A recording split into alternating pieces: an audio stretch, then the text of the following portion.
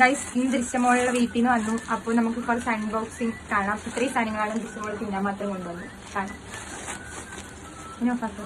ഒന്നാമതായി ചക്ക വറുത്താണ് ഗൈസ്. നമുക്ക് നല്ല പാക്കറ്റിലൊക്കെ പൊതിഞ്ഞ് വെച്ചിട്ടുണ്ട്. നെക്സ്റ്റ് ഐറ്റം എന്താ നോക്കാം.